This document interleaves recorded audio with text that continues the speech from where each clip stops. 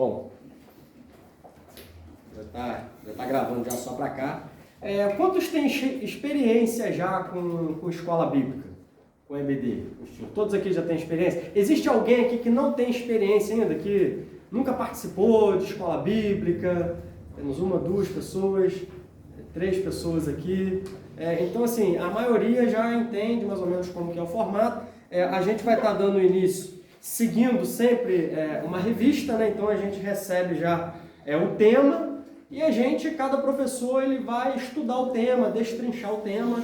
E bom que vocês tendo a revista também, vocês vão estar estudando em casa, e isso facilita até na hora de fazer uma determinada pergunta, né? uma colocação, porque aqui vai ser aberto para isso, para interação.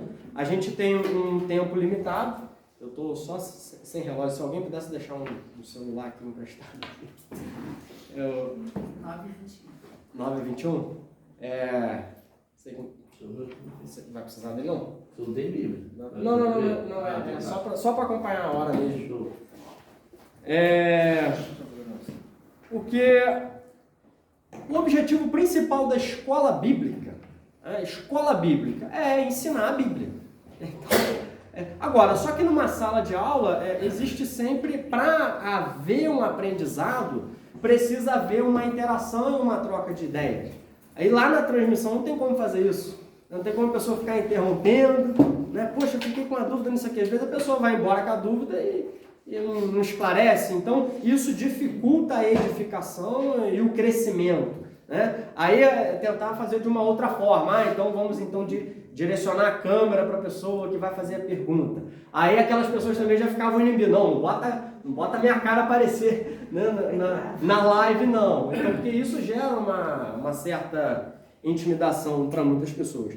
E o pastor Sérgio elaborou toda esta lição, são 9 lições sobre as parábolas de Jesus. E é muito importante a gente entender aqui o universo das parábolas.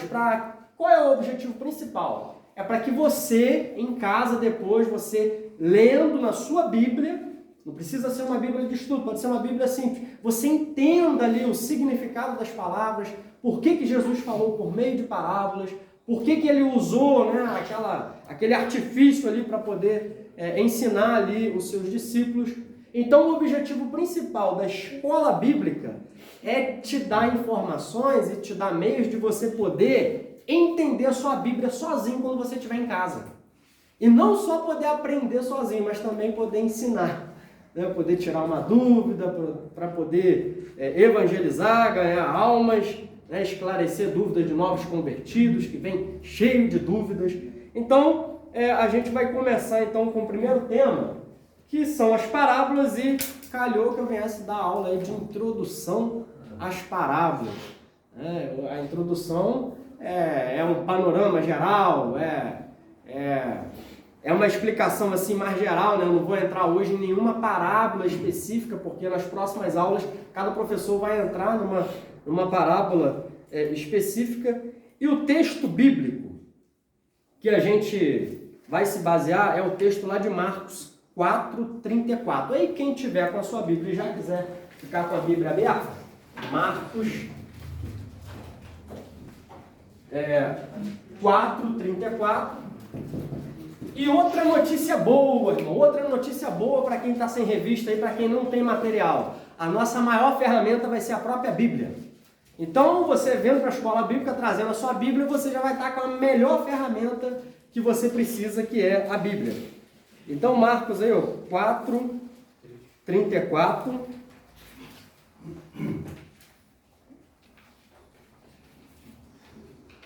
Vou pedir para uma pessoa ler, por gentileza, um voluntário. E só falava com eles usando parábolas, mas explicava tudo em particular aos discípulos. E só falava com ele em parábolas. Agora vamos ver um texto paralelo, só para a gente poder ter uma clareza melhor, que está lá em Mateus 13:35. Agora, Mateus 13:35. É um texto paralelo. Mateus 13:35. Pode ler? Pode ler, por gentileza. para que se cumprisse o que fora dito pelo profeta, que disse: abrirei em parábolas a minha boca, publicarei coisas ocultas desde a criação do mundo. Pode repetir, por favor, Éder? Para que se cumprisse o que fora dito pelo profeta, que disse: abrirei em parábolas a minha boca, publicarei coisas ocultas desde a criação do mundo. Olha como que Mateus, ele fala da mesma situação, só que olha como Mateus fala. Mateus, ele diz, para que se cumprisse o que foi dito pelo profeta. Marcos, ele não se preocupa em dar essa explicação. Marcos, ele está dirigindo o seu evangelho para os romanos. É um evangelho assim mais resumido, de ações de Jesus. Só que Mateus, por ele estar escrevendo para o público judaico, e o objetivo de Mateus é apresentar Jesus como legítimo rei de Israel, como legítimo rei de Israel, Jesus ele vem para cumprir profecias do Antigo Testamento. Então Mateus ele faz questão de dizer, para que se cumprisse o que foi dito pelo profeta. Qual profeta? Qual profeta que falou isso aí? Profeta Isaías? Isaías. Lá no Salmo 78, do 1 ao 4, aí quem quiser anotar a referência, né, ou quiser abrir depois, é só uma referência, não precisa abrir. O Salmo 78, do 1 ao 4, também temos ali essa referência. E Isaías, quem sabe onde está essa referência aí de Isaías? Isaías, que é o profeta aqui que Mateus ele menciona. Isaías capítulo 6, aí assim, eu vou pedir agora para quem tiver com a Bíblia aí poder abrir a Bíblia para poder acompanhar. Isaías capítulo 6, do versículo 8 ao 12. Isaías 6, do 8 ao 12.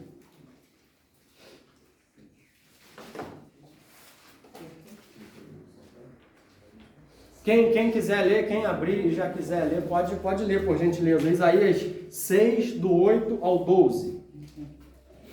Não chamais de conjuração a tudo quanto este povo chama conjuração, e não temais o seu temor, nem tampouco vos assombreis. Peraí, profeta Isaías, capítulo 6, versículo 8. Por isso ouve a voz do Senhor que dizia: a quem enviarei? Isso aí. Quem há de ir por nós? Então disse eu: eis-me aqui, envia-me a mim. Então disse ele: vai e dize a este povo: ouves de fato e não entendeis, e vedes em verdade, mas não percebeis. Engorda o coração deste povo e endurece-lhe os ouvidos, e fecha-lhe os olhos. Não venha ele a ver com os olhos, e a ouvir com os seus ouvidos, e a entender com o seu coração, e a converter-se e a ser sarado. Então disse eu: até quando, Senhor? E respondeu: até que se assolem as cidades e fiquem sem habitantes, e nas suas casas não fique morador, e a terra seja assolada de todo. Então, e o Senhor afasta dela os homens, e no meio da terra seja grande o desamparo. Então aí, é uma mensagem que o profeta Isaías traz, quando ele tem a visão do céu aberto. Os irmãos lembram dessa situação? Isaías vai ao templo no ano que morre o rei Uzias e ele tem essa visão. E lá, ele ouve uma voz dizendo: a quem enviarei? E quem há de ir por nós?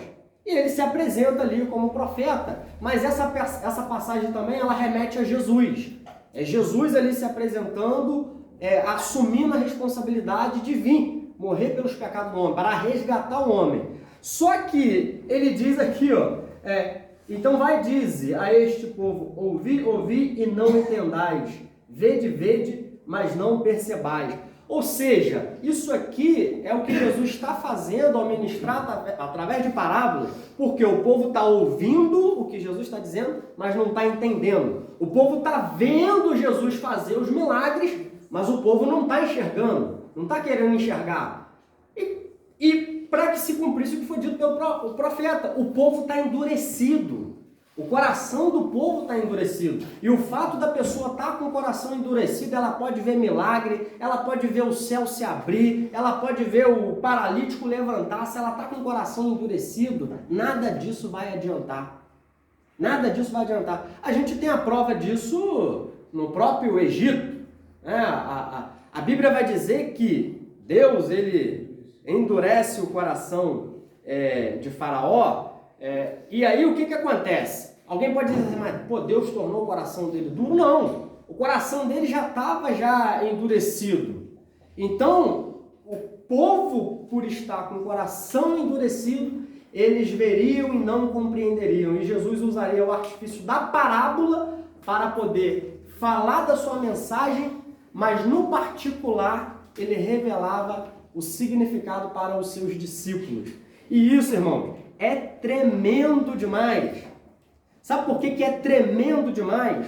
Porque nós, discípulos de Jesus, nesse mundo louco aí, nós não ficamos confundidos. Aquele que serve a Jesus sabe exatamente o que está acontecendo no mundo. Quando existe guerra, quando existe corrupção, quando existe doença, quando existe praga, é Deus cumprindo as suas profecias e nós sabemos que tudo isso está dentro do propósito de Deus. O mundo fica confundido, o mundo tenta arrumar cura para a doença, o mundo fica tentando resolver o problema da morte, o mundo fica preocupado em preservar o meio ambiente de maneira excessiva, porque tudo que o mundo tem é esse mundo que está aqui. Agora, pela palavra de Deus, nós aguardamos novos céus e nova terra. A gente sabe que tudo isso vai perecer, a gente sabe que Jesus vai voltar e o negócio vai ficar feio mesmo, a gente sabe que paz, enquanto a gente estiver nessa terra, não teremos, e aquele que vai prometer a paz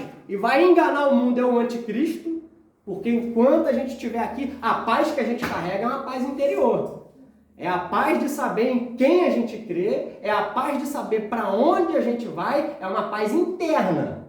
Mas agora no mundo aí, irmão, o couro come, né? Não tem paz. E olha o que Jesus vai dizer, só para encerrar aqui essa parte do primeiro texto bíblico, porque isso aqui é para dar um entendimento que Jesus ele falava por parábolas, porque o povo já estava com o coração endurecido. O povo já estava com o coração endurecido. Jesus ele jamais ia querer esconder uma verdade de alguém que tivesse o desejo de segui-lo, o desejo de aceitá-lo. Mas para aquele que já está com o coração endurecido, o mundo mesmo, que tem o coração endurecido, considera a gente tudo louco, né? Então, só para fechar essa parte aqui, Mateus 11, do 20 ao 25. Mateus 11. Mateus 11, do 20 ao 25. Enquanto o pessoal acha aí, alguém quiser fazer uma pergunta, uma colocação, já diante disso aí que a gente já começou a falar. Mateus capítulo 11, do 20 ao 25. Quem pode ler, por gentileza? Quem não leu ainda? Então Jesus começou a denunciar as cidades em que havia sido realizada a maioria dos seus milagres, porque não se arrependeram. Ai de você, Corazim!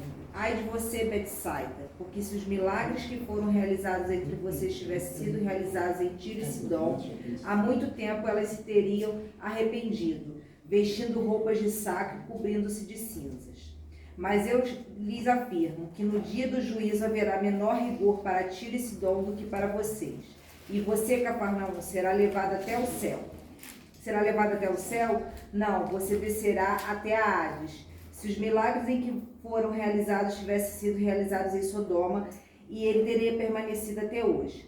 Mas eu lhe afirmo que no dia do juízo haverá menor rigor para Sodoma do que para você. 25. Naquela ocasião Jesus disse: Eu te louvo, Pai, Senhor dos céus e da terra, porque escondeste estas coisas dos sábios e cultos e as revelaste aos pequeninos. Aí, olha que maravilha, irmão.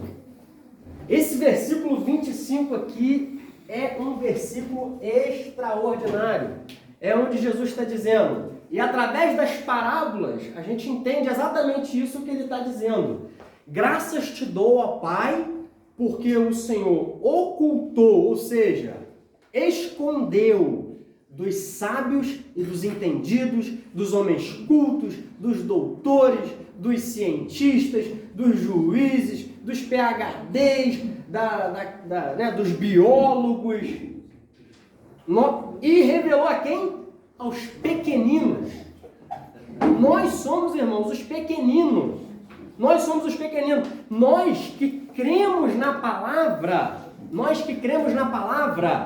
escuta isso. Eu não estou... Existem cientistas que são teólogos, que são cristãos, existe, né? A gente tem juiz aqui que é crente, a gente tem engenheiro, a gente tem biólogo que é crente, a gente tem pessoas, né? Até astronauta crente, a gente tem até quase um presidente crente, né? A mulher dele já é crente, né? De repente, ela ainda consegue converter ele ainda. Ou seja, a gente tem pessoas nos mais altos escalões da sociedade crente.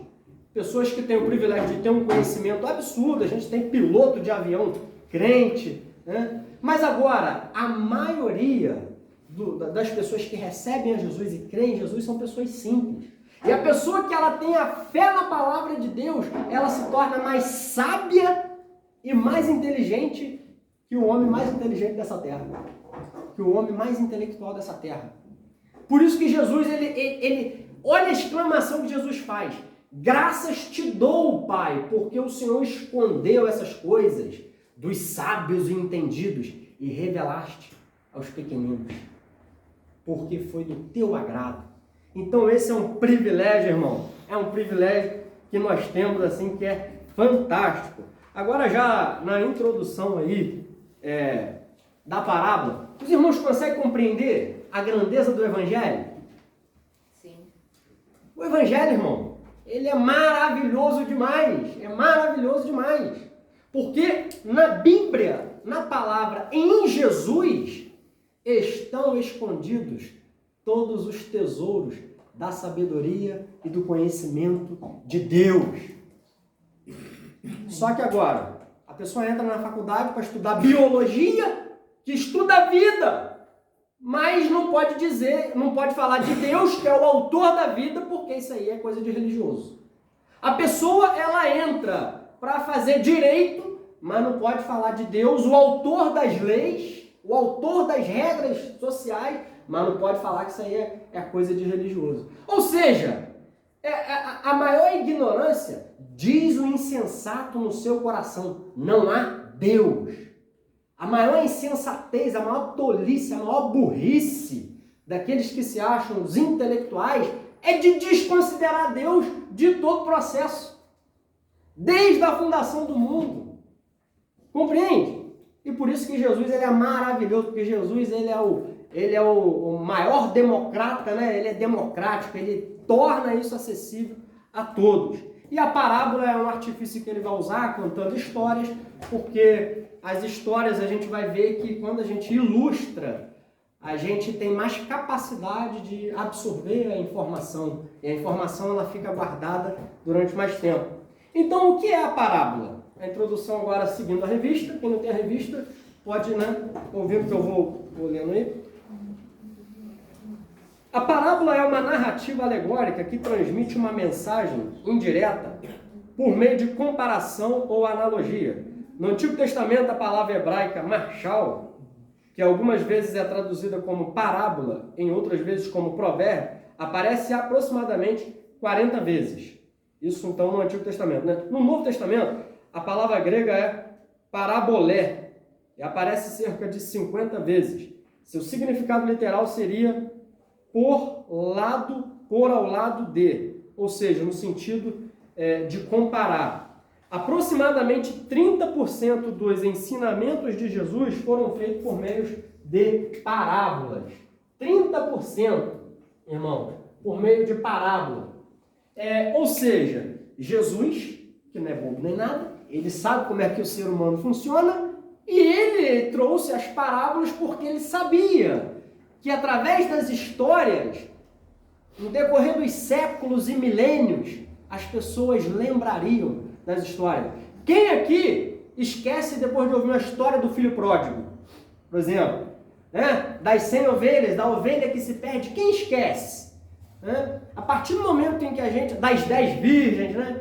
A partir do momento que a gente ouve uma vez, aquilo ali entra e a gente nunca mais esquece as lições ali daquela parábola, porque as ilustrações, né? Os grandes palestrantes hoje, os grandes aí, os grandes empresários hoje, as pessoas aí do desenvolvimento pessoal, essa coisa toda, os grandes empresários, eles vão dar treinamento nas empresas e eles contam histórias. Eles começam contando histórias, eles começam trazendo situações, trazendo ilustrações, porque as histórias elas fixam melhor. Então Jesus ele usa 30% disso aí. Ó. E também no Antigo Testamento, aqui o pastor Sérgio colocou aqui 3 exemplos, o profeta Natã, que trouxe aquela parábola lá em 2 Samuel. Né? Quantos aqui conhecem essa passagem? Essa passagem aqui, todos conhecem essa passagem aqui, quando o rei Davi, ele comete lá o ato de adultério. Natan confronta ele. E aí o profeta Natã vem e confronta ele. Só que o profeta Natã, ele não chega confrontando diretamente. O que o profeta Natã faz? Quem poderia aqui falar rapidamente, resumindo aí essa parábola aí? O que o Natã faz? Ele disse para Davi que havia um homem rico e ele tinha muitas ovelhas, né, muito gado. E havia um outro que morava perto dele, que era pobre, só tinha uma ovelhinha. E essa ovelha ficava com ele, comia do prato dele, bebia da água dele. E num determinado momento lá, apareceram umas pessoas para visitarem esse homem rico. E aí o que aconteceu? Ao invés dele pegar uma das suas muitas ovelhas, ele foi lá e pegou a ovelha do pobre, preparou ela para oferecer para os seus convidados. E aí, quando Davi ouviu essa história, olha a reação que Davi tem. Quem que fez isso? Você. Deve morrer. O cara que fez isso deve morrer. Ué, Davi, foi você que fez isso aí, cara. Rapaz. Mas naquele exato momento, Davi, ele cai em si. Davi, ele cai em si. Sabe por quê, irmão? O pecado, ele gera uma espécie de anestesia no espírito do homem. O que é uma anestesia? O pecado ele é retratado também como uma lepra. A lepra torna a pessoa insensível. O que é essa lepra? O que é essa anestesia? Eu, no momento em que eu vivi em pecado na minha vida, era como se eu tivesse anestesiado. O que é anestesiado? Você faz o pecado, você até sabe que aquilo é errado, mas você está anestesiado. É como se você não conseguisse sair daquilo ali, você não conseguisse. A consciência até acusa que aquilo ali é errado. Mas enquanto você não tem um quebrantamento, enquanto você não tem um confronto, como Natã confrontou com a verdade da palavra de Deus, e a palavra de Deus, irmão, não tem jeito, ela penetra, ela divide. A pessoa pode ser um papa. A reforma protestante foi importante nesse sentido, de dizer que a palavra de Deus é a autoridade suprema. A autoridade suprema da igreja Seifa não é o pastor Sérgio. A autoridade suprema não é a autoridade humana, porque até o pastor Sérgio ele está sujeito ao crivo da palavra de Deus. Então, assim, a palavra de Deus, quando ela confronta, meu irmão, não tem para onde correr. Né? Não tem para onde correr. E nessa ocasião aqui, o profeta confrontou ele, Davi, ele reconhece. E ali, Davi, ele se quebranta, ele se arrepende. Diferente de Saul. Saul, quando foi confrontado, Saul, ele continuou na teimosia. Né? É por isso que Davi, ele é chamado homem segundo o coração de Deus, porque foi um homem que cometeu falhas, mas ele reconhecia diante de Deus quando ele cometia as falhas. Todos nós estamos imunes. E aí, interessante, né, que o profeta Natã, ele prepara o coração do rei. E o rei, ele dá uma sentença certinha. Sabe o que era para ter acontecido com Davi, irmão? Pela lei de Moisés? Os irmãos já pararam para pensar nisso? Que pela lei, Davi deveria morrer. Davi deveria morrer, irmão, porque até o rei deveria estar sujeito à lei. O ato de Davi não ter morrido foi um ato da graça e da misericórdia de Deus. o que manteve Davi vivo. Então, esse artifício já era usado no Antigo Testamento, o profeta Isaías também usou desse artifício, o profeta Ezequiel. E vamos lá então na primeira parte ali, os dois motivos distintos para a parábola. Primeiro motivo. Quem pode ler essa partezinha aí do primeiro motivo, por favor? Quem está com a revista? Pode ler essa primeira parte do primeiro motivo da parábola. Ao dirigir-se ao seu público por meio de parábolas, Jesus tinha dois objetivos principais. Primeiro, ele desejava facilitar a compreensão daqueles que tinham o coração aberto para Deus, mas que possuíam alguma dificuldade no entendimento. Jesus falava por parábolas para explicar verdades complexas de uma forma simples. Ele usava parábolas para responder a perguntas e tirar dúvidas. Usar parábolas era um método de ensino muito comum no tempo de Jesus. Em suas parábolas, Jesus usava figuras que seus ouvintes entendiam, como plantação, comida, casamento, pescaria, a relação entre um pai e um filho. Essas histórias simples explicavam realidades difíceis de entender, como a salvação do reino de Deus. Assim, até a pessoa mais simples poderia entender o Evangelho através das suas parábolas. Jesus tornou o caminho da salvação acessível a todos. É isso, irmão. Jesus ele falava de acordo com o contexto da época. Quantos assistiram aquela aula sobre introdução às epístolas paulinas? Quantos assistiram aquela aula no curso de teologia? No curso de teologia, eu falei a diferença de Jesus, o contexto de Jesus era um contexto da plantação, da agricultura, da pescaria, diferente, irmãos, do contexto de Paulo. Paulo ele era um cidadão urbano, Paulo era um cidadão dos grandes centros comerciais. Então a abordagem de Paulo vai ser uma abordagem diferente da abordagem que Jesus faz. Jesus ele falou mais assim direcionado para os camponeses. Paulo ele já pregava já nos grandes centros urbanos, pregava lá nos anfiteatros, pregava nas sinagogas dos grandes centros como Éfeso, como a cidade de Corinto. Então Paulo foi até para Atenas, né? O berço da filosofia. Paulo ele pregou em Atenas. Então naquele contexto ali, imagina, Paulo lá no Areópago, lá em Atenas, ele falando de plantação, de pescaria. Ele poderia até falar. Só que lá ele falou numa linguagem filosófica. Ele usou os filósofos daquela época. Os epicureus, né? Aquele monte de filósofos que tinha na época lá. E o que a gente entende quando a gente estuda a vida de Paulo? Paulo, ele conhecia a cultura grega. Paulo, ele era um camarada, irmãos, diferente, por exemplo, de Pedro. Pedro, ele era um cara da pescaria. Pedro, ele era um camponês. Pedro, ele teria uma abrangência no ministério dele nesse contexto aqui. Agora, Jesus precisava de um homem de intelectualidade mais ampla, de um homem que tivesse uma formação cultural, grega, filosófica, para poder abranger todo o restante do mundo. E esse homem foi Paulo.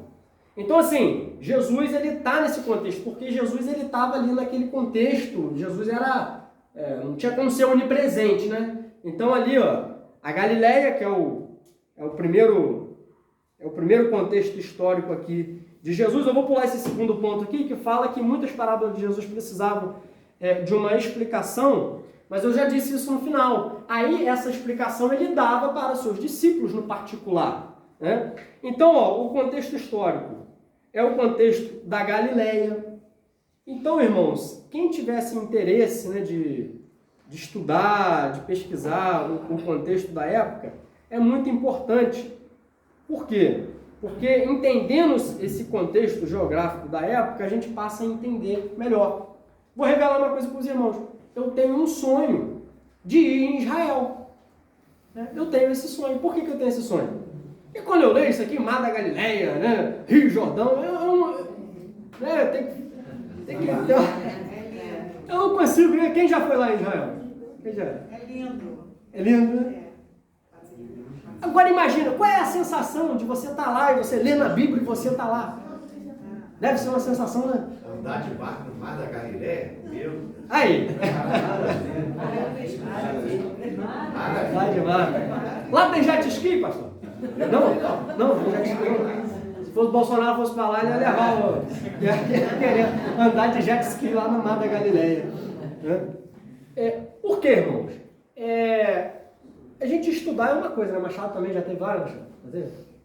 Agora, eu fico imaginando, porque se falar de Friburgo, né? Fala do Alto de Olaria, né? Fala da região aqui, a gente tem a facilidade de entender. Aliás, eu vejo uma analogia com Friburgo, com Israel, com Jerusalém, porque Friburgo está localizado mais ou menos no centro do estado, né?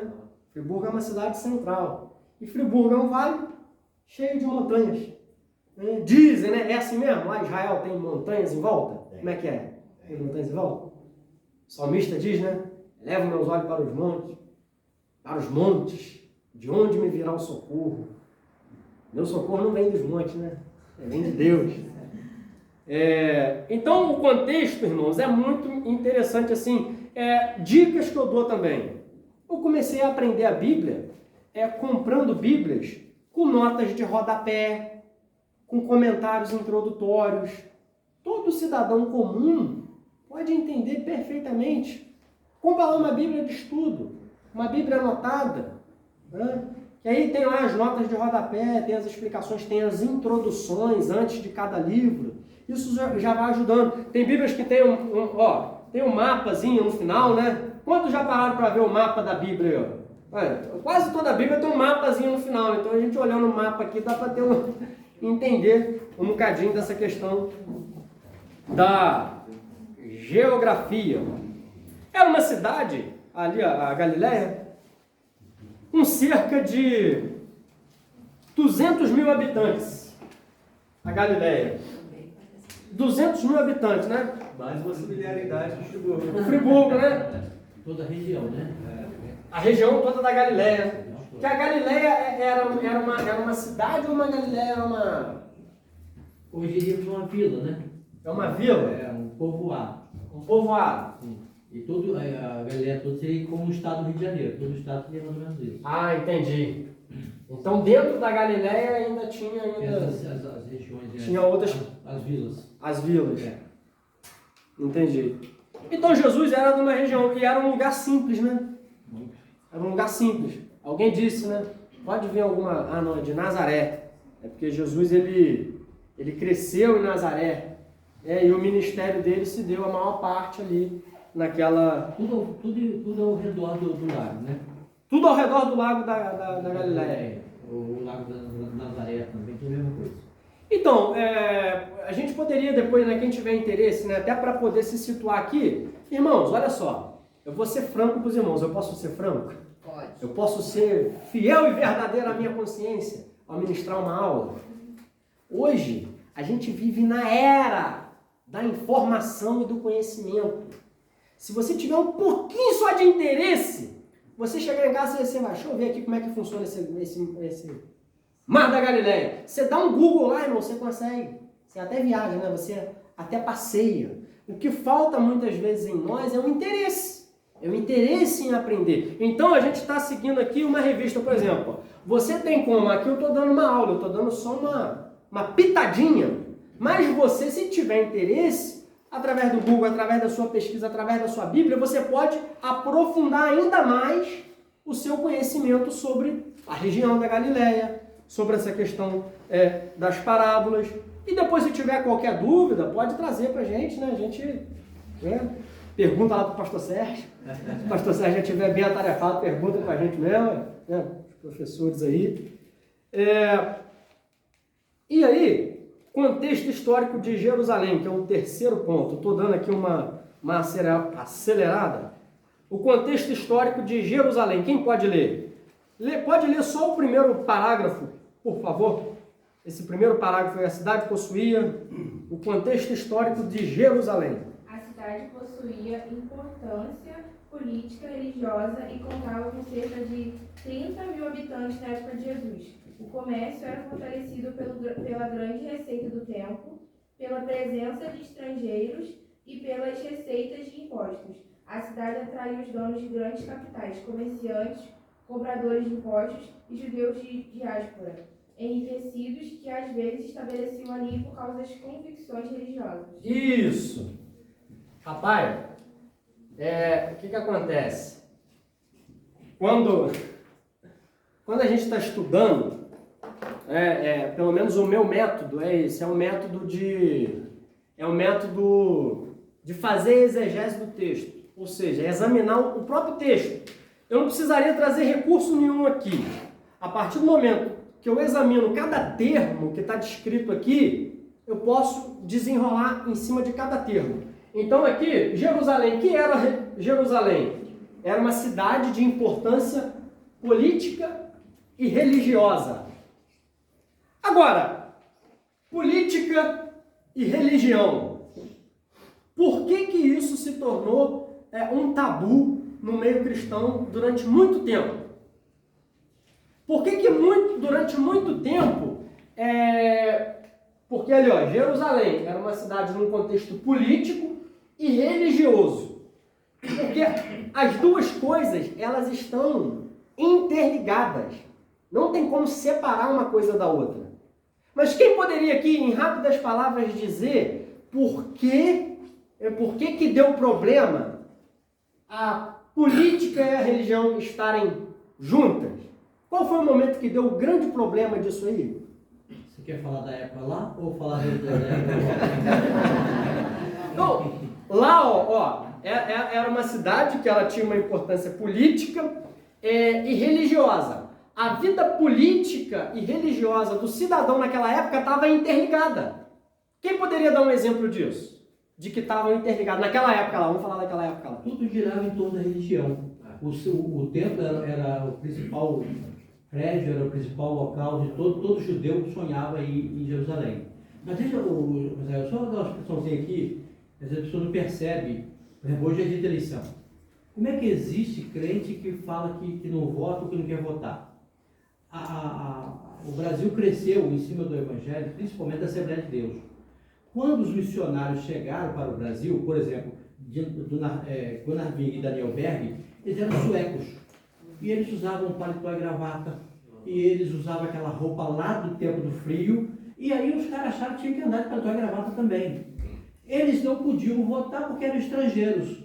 E aí o crente achou que não podia votar, só podia meter em religião. E essa cultura agora é que está mudando. E tem crente que não entendeu isso ainda. É mesmo? Então, essa é a explicação dos dias atuais da política. Irmãos, você vê que como Jesus disse, né? Vocês erram porque vocês não têm conhecimento. O conhecimento, irmãos, ele aprisiona e o conhecimento ele destrói. E aí, o contexto político e religioso para o judeu era uma coisa só. Só que havia uma coisa interessante. No final aqui, por causa... muita gente ia para Jerusalém por causa das suas convicções religiosas. Pelo menos uma vez ao ano a pessoa tinha que ir até Jerusalém. Aí quem lembra aqui daquele contexto onde Jesus ele entra no templo e Jesus ele fica irado ali, ele desce o chicote lá nos cambistas? Por que acontecia aquilo? Porque as pessoas elas tinham que viajar longas distâncias para vir até o templo para sacrificar. Então o que eles faziam? Eles vendiam o alimento, né? Já estava de uma certa forma ali corrompendo, porque assim, o fato de você criar lá o cordeirinho, o fato de você criar lá um animal e depois você levar aquele animal para o sacrifício é todo um ritual ali que estava sendo desprezado. As pessoas compravam qualquer bicho lá de qualquer maneira, às vezes estava até manco, coxo, né? Não tinha sido tratado direito, e as pessoas estavam sacrificando aquilo para Deus. Enquanto na lei, a ovelha lá, o novilho, ele deveria ser tratado, ele deveria ser sem defeito. Por quê, irmão? Porque o sacrifício ali no templo representava o sacrifício de Jesus, que seria oferecido na cruz, que era um sacrifício sem defeito. Compreende? Uma outra questão é que o mesmo animal era vendido várias vezes. É? O sacerdote pegava o animal, entrava com ele, não sacrificava e redendia. Olha só, corrupção, né? É corrupção lá no templo. E aí eu perfeitei. Por isso que a salvação é individual. O crente tem que conhecer a Bíblia, porque senão ele é enganado. O que eles faziam na época lá? Criavam a moeda do templo. Não aceitavam outra moeda.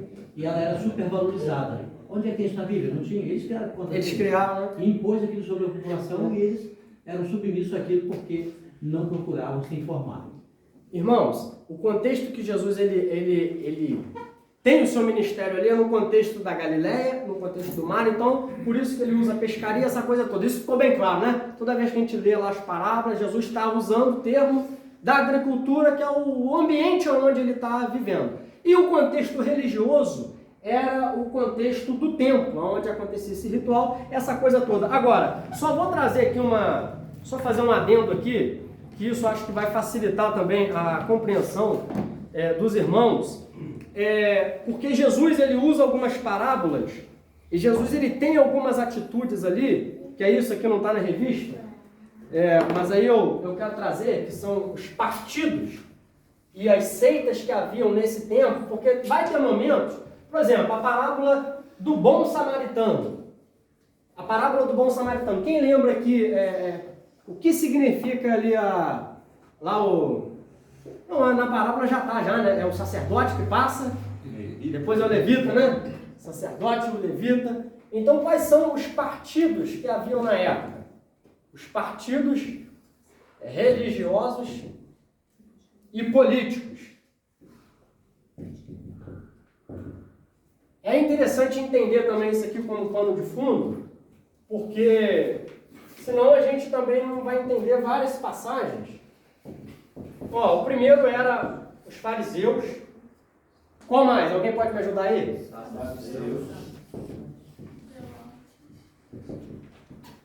Zelotes, eu ouvi alguém falar aí. Mas qual? Rapaz, o povo está afiado, hein? Escribas, mas qual? Herodianos. Mas qual?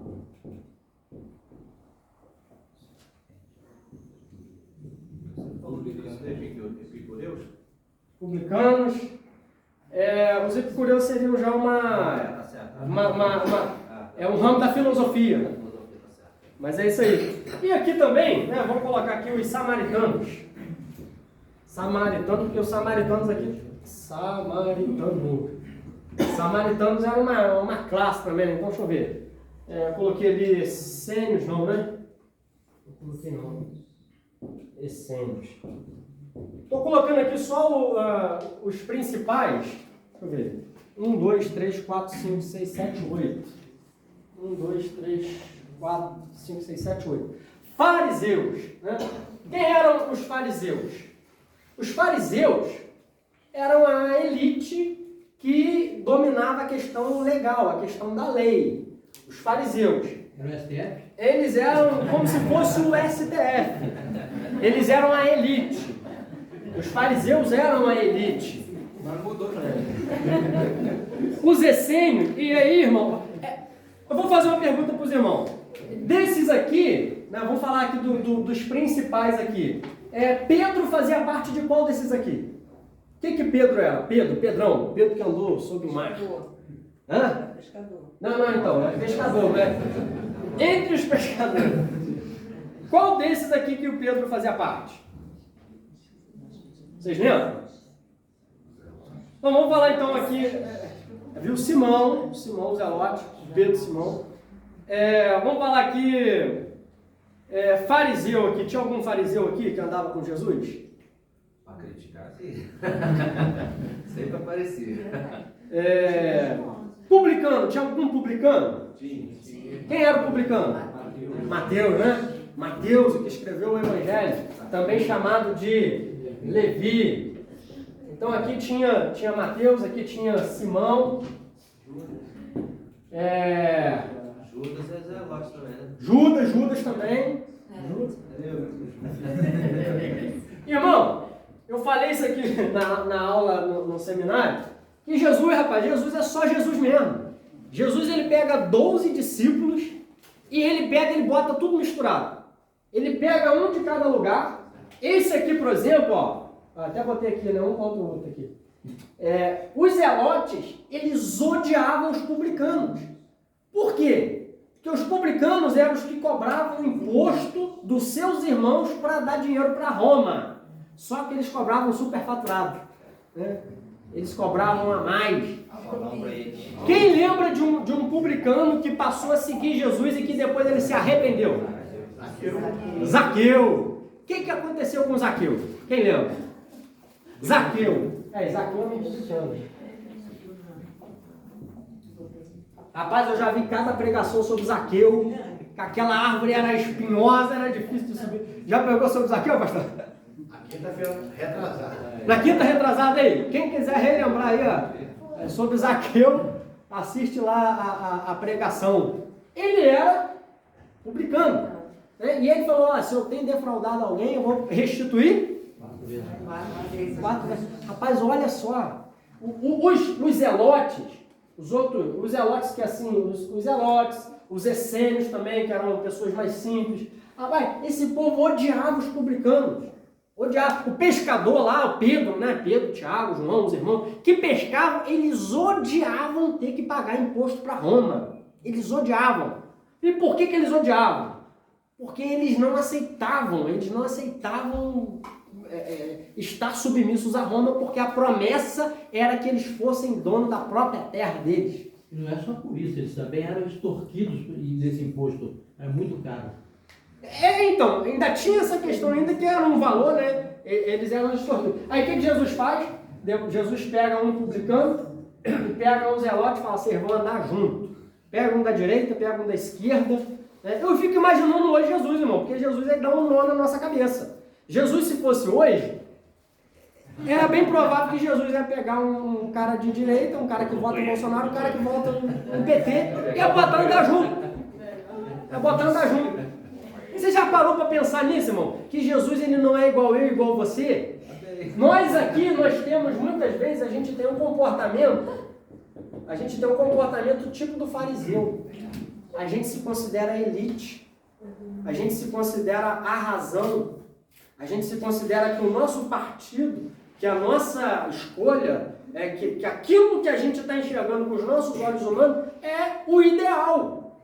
Só que, dentro dessa bolha que eu enxergo o ideal, eu tenho teto de vidro, por quê? Porque tem muito canalha também, tem muito ladrão que é de direita, tem muito safado, tem muito pilantra, tem gente que não dá exemplo de pai de família, tem gente que... Então a gente não pode olhar um determinado partido político, uma determinada posição política, porque senão, a gente corre o risco de se tornar fariseu. Aí se Jesus vem, ele dá uma lapada que a gente não estava querendo ouvir.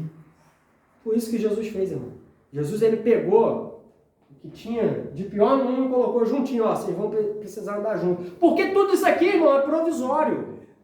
O governo humano é um governo provisório. Isso aqui não vai dar certo nunca. O cara que vai tentar dizer que isso aqui vai dar certo é o anticristo, que vai enganar o povo. É por isso que a gente aguarda, quando a gente clama assim, venha o teu reino, Senhor, porque é só o reino de Jesus onde haverá justiça de verdade. É só o reino de Jesus é que haverá retidão, é que o culpado vai ser condenado como culpado, o inocente vai ser inocente e não vai ser essa bagunça que está aí. Compreende? É lógico que nós temos as nossas preferências, nós temos os nossos valores e a gente precisa se nortear por eles. Mas a gente não pode criar uma capa ou se tornar fanáticos, porque senão a gente corre o risco de se tornar fariseu. E se tem um grupo que Jesus ele batia, mas batia com pressão, eram os fariseus. Agora, os irmãos... Mas para a gente ter uma compreensão melhor, eu tive um pouquinho de dificuldade, mas eu li ali. Para a gente poder compreender melhor, a gente teria que saber a definição do que significa cada palavra, né? Isso é... Muito obrigado, Juliana. Os fariseus aqui eram um grupo que era uma elite da época, que foi criado lá na época do cativeiro, foi criado até com uma boa intenção. Eles queriam se tornar separados. Eles queriam se tornar pessoas assim que seguem direitinho a lei de Moisés. Por quê? Porque eles foram para o cativeiro em Babilônia, foram para o cativeiro na Síria, por causa da idolatria, por causa de desobedecer às leis. E aí depois, lá no cativeiro, surgem os fariseus, porque eles queriam seguir a lei ali à risca. Por isso, irmãos, que eles também tiveram dificuldade de aceitar que Jesus era Deus. Porque eles tinham medo danado de incorrer no pecado da idolatria. Eles sabiam o resultado da idolatria. Cativeiro, sofrimento. Então, assim, depois pesquisem. Isso aqui eu trouxe. Né? Os saduceus, eles eram pessoas que eram responsáveis pelos sacrifícios no templo. Por exemplo, esse grupo aqui não acreditava em ressurreição, não acreditava em anjos. Veja bem, irmão, como é que pode um negócio desse? Aí você fala assim, como é que pode o crente não acreditar que o Lula é comunista? Como é que pode um negócio desse? Mas, irmão, como é que pode um grupo aqui que servia a Deus, que era uma das elites no templo, não acreditar em anjo? Não acreditar em seres espirituais? Caramba, ele nunca leu lá a passagem com Jacó, que Jacó lá lutou com o anjo? Poxa, será que ele nunca leu lá a passagem de Daniel, que Daniel estava lá na cova dos leões, e o anjo fechou a boca do leão? Então, irmão, tem coisa, irmão, que não sabe? A gente tentar entender a cabeça do ser humano é difícil, mas existia. Os zelotes eram um grupo mais radical. Os zelotes, eles de vez em quando, eles armavam revoltas contra Roma. Os zelotes, eles eram bravos. Esses aqui eram os revolucionários, os zelotes. Os samaritanos eram um grupo misturado, que surgiu também no período do cativeiro, que era judeu, com gente de outras, assírio lá, pessoal da Babilônia, era raça mestiça. E o judeu, olha como é que Deus faz, irmão. Irmão, quando eu olho para a Bíblia, quando eu olho para a história da humanidade, olha o que Deus faz.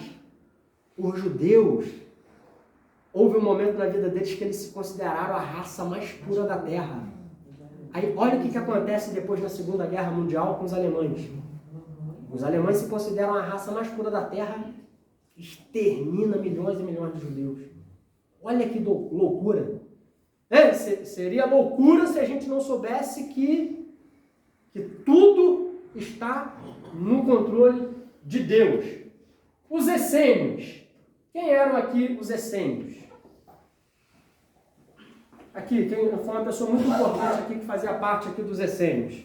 José. José? José, pai de Jesus. José, pai de Jesus? Isso. E o outro também, João Batista. João Batista, ele era dos essênios. Sabe onde que se reunia essa comunidade aqui dos essênios? Deserto. Por isso que João Batista, ele cumpriu a profecia. Voz do que clama no deserto. Nessa comunidade dos essênios aqui, era uma comunidade em que eles estudavam muito a Bíblia. Eles eram fiéis somente à Bíblia e eles também praticavam a hospitalidade, ajudavam a curar os enfermos. Eram os mais caridosos da época, eram os essênios.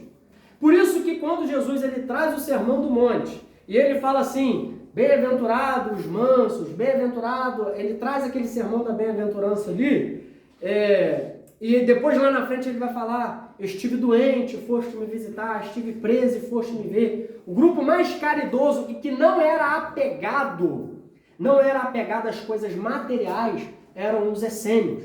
Os essênios, por exemplo, eles denunciavam a corrupção dos fariseus. Os essênios, eles desciam a lei na instituição e no sistema. Os essênios, tudo que eles gostavam ali, e eles eram apocalípticos também. Eles acreditavam que o rei, que Jesus, ele poderia vir a qualquer momento. Então, por isso que eles deveriam viver uma vida santa, uma vida sem apego a coisas materiais. Depois estudem sobre os essênios. Então, é nesse contexto que Jesus ele surge. Porque Jesus, irmão, Jesus ele não foi um ser independente. Jesus ele precisava fazer parte de algum grupo desse aqui. Então, os estudos que eu me aprofundei quando eu estava estudando sobre Paulo, para dar aula sobre introdução a epístolas paulinas, eu cheguei na tribo dos essênios, e aí, para entender o espinho na carne de Paulo, Veja, aqui eu só vou abrir um parêntese, não vou dar uma conclusão, mas é só para lançar luz. Paulo, ele era fariseu.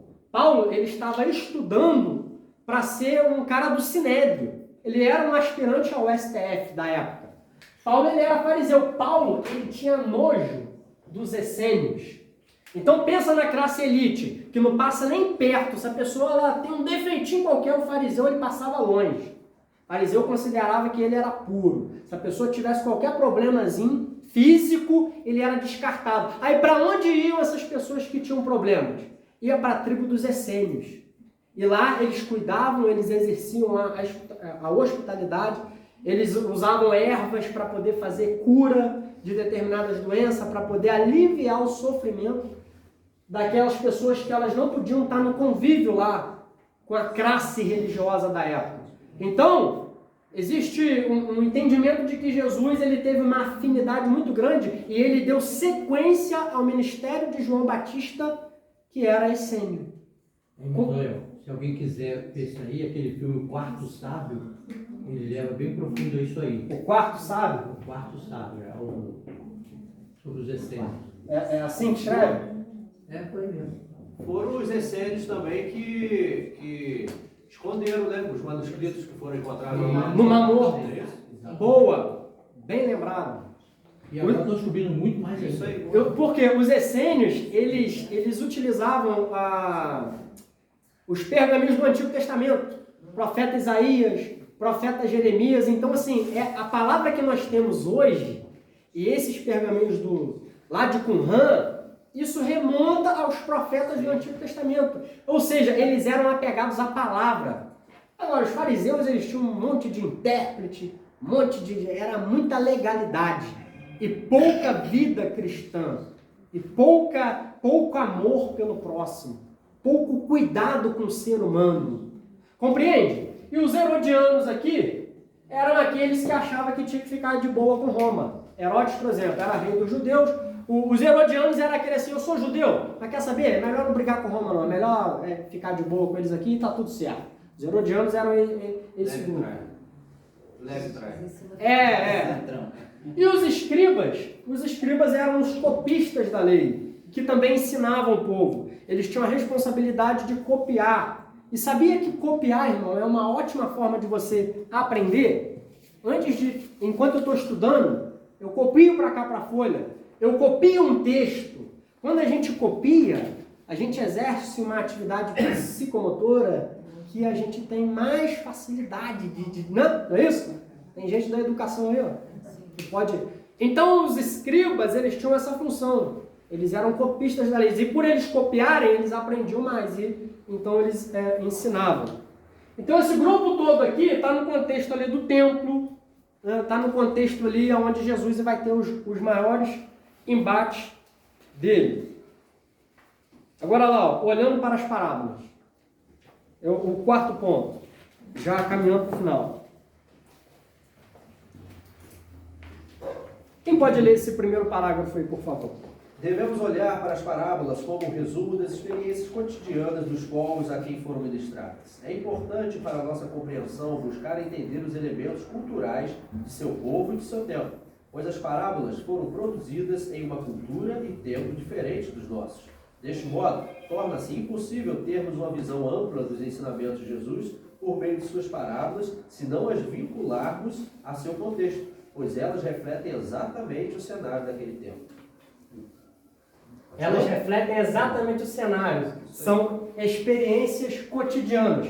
É por isso, irmãos, que se a gente pode seguir o exemplo de Jesus na hora de pregar, na hora de trazer uma ministração, a gente usar o contexto da nossa época, a gente usar as nossas experiências cotidianas, isso traz ensinamentos, né? E aí, ó, parábolas, né? Experiências do cotidiano. Existe uma coisa chamada visão, audição. Eu vou falar aqui só da visão e da audição, que são as principais. E a comunicação. Comunicação.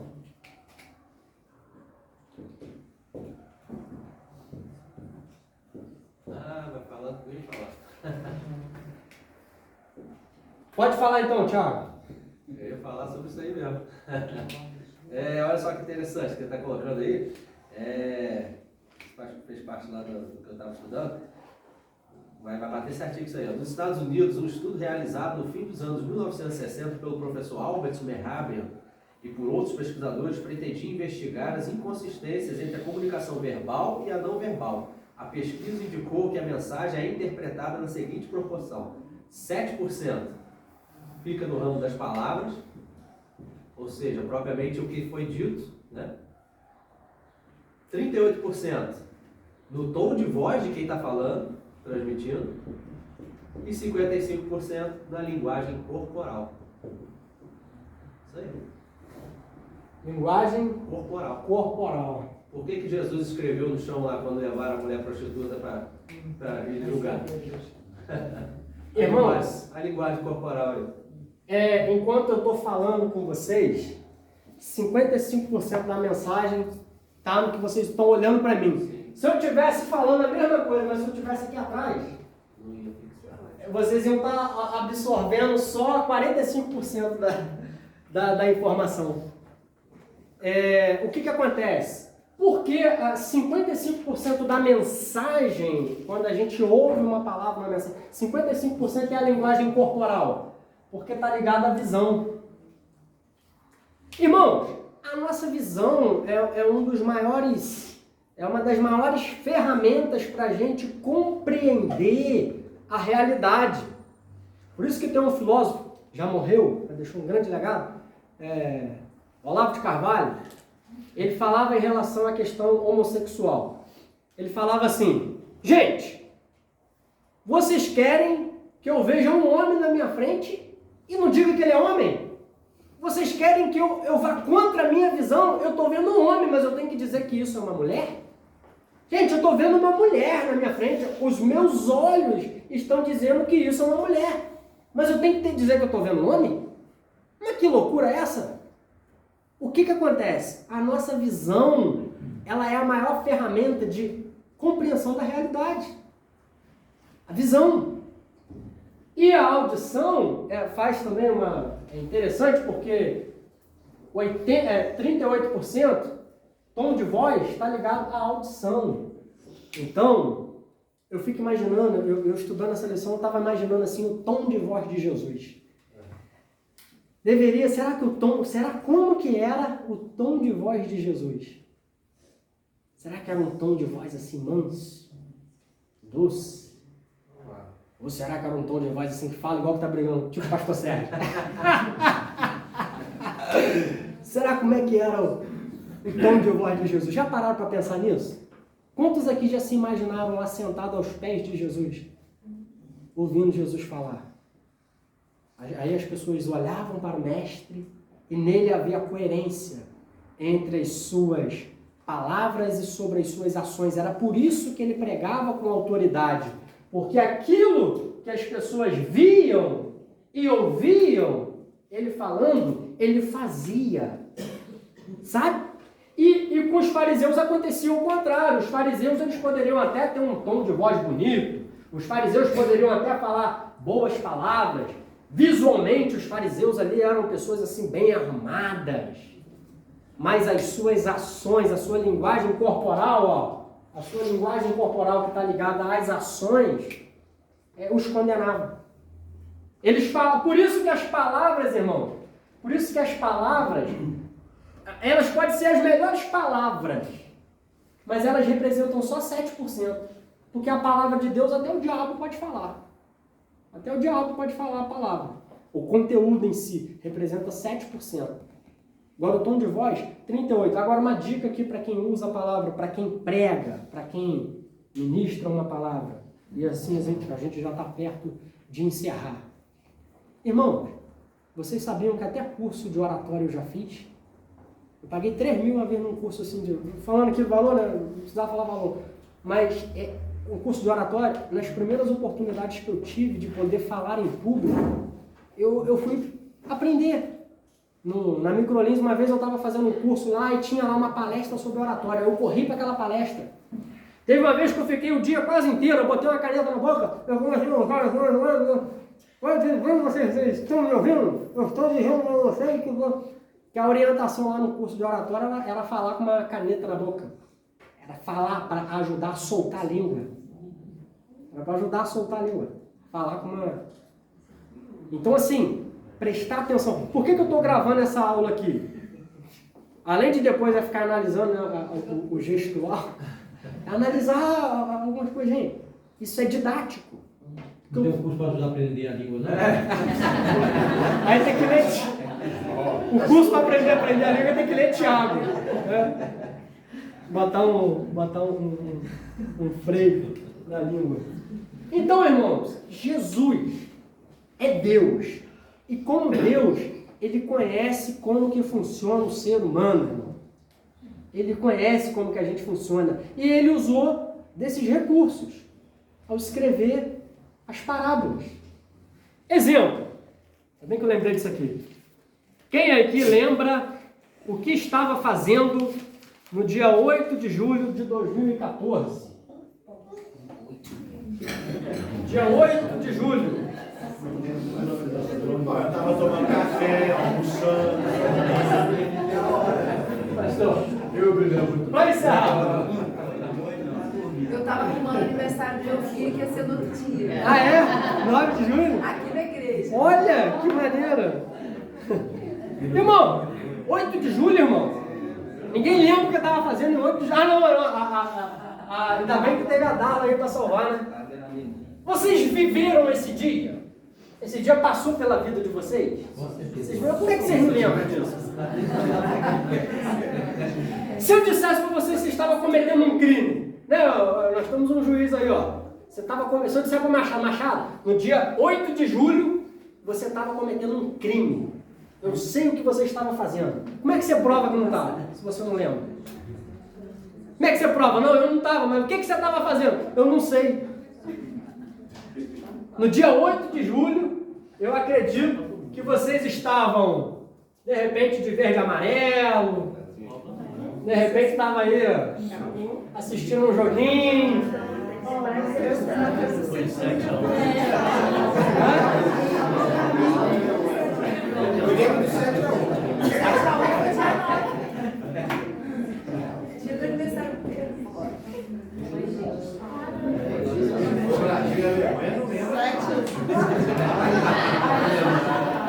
Eu quero trazer a memória que traz esperança, cara.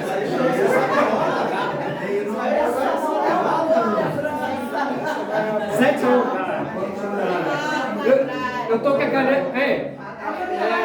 Não, mas eu tô com a caneta na mão, é eu que determino.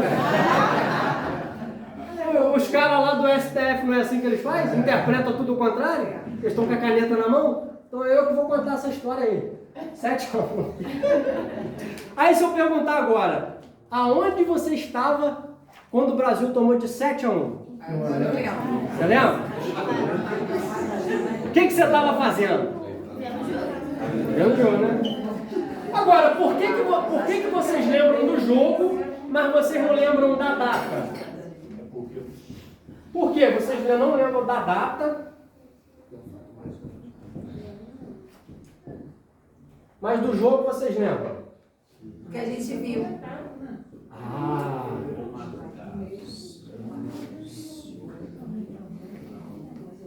Sei eu. Quem ficou bravo, triste naquele dia? Quem sentiu tristeza? Quem chorou naquele dia? Alguém chorou?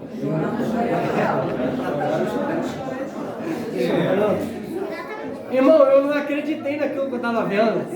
Parecia que era replay. Eu falei, eu não estou acreditando no que os meus olhos estão vendo. Eu achei que era mentira. Achou que era mentira. Quando eu voltei, eu falei, não é gol, é replay, não, foi outro gol. Foi outro gol. Irmãos, foi isso que Jesus fez quando ele escreveu por parábolas.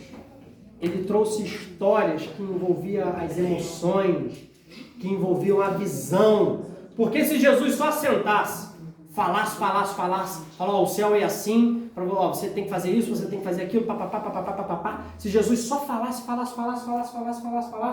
e ele atingisse só o racional, os discípulos não teriam como guardar a informação.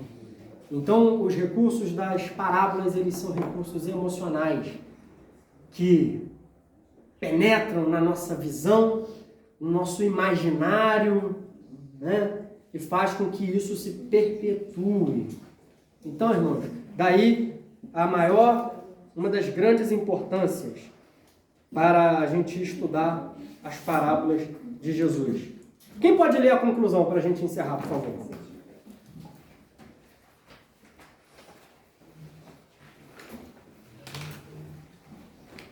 Lê toda? Pode ler, por favor. A Bíblia é uma fonte de riqueza para as nossas vidas. Por meio de seus ensinamentos, poderemos conhecer Deus e sua vontade para a nossa jornada na Terra, bem como as diretrizes para alcançarmos a vida eterna. Entretanto, não é algo muito simples revelar os mistérios insondáveis de Deus e da eternidade com palavras. Paulo disse: mas, como está escrito, nem olhos viram, nem ouvidos ouviram, nem jamais penetrou em coração humano que Deus tem preparado para aqueles que o amam. Ou seja, não há palavras humanas capazes de apontar com precisão para a glória de Deus. E esse é, sem dúvida, um dos motivos pelos quais a palavra de Deus usa tantas figuras ilustrativas para nos auxiliar. Precisamos buscar sabedoria em Deus para compreendermos melhor cada verdade revelada por Ele, por meio de suas tipologias, parábolas e ilustrações. Que Deus nos abençoe nisso. Amém. Que Deus nos abençoe nisso. Amém? Amém. E aí? Tudo certo? Boa. Perguntas? Perguntações? Que Deus nos abençoe, irmão. E até o domingo que vem, se Deus quiser.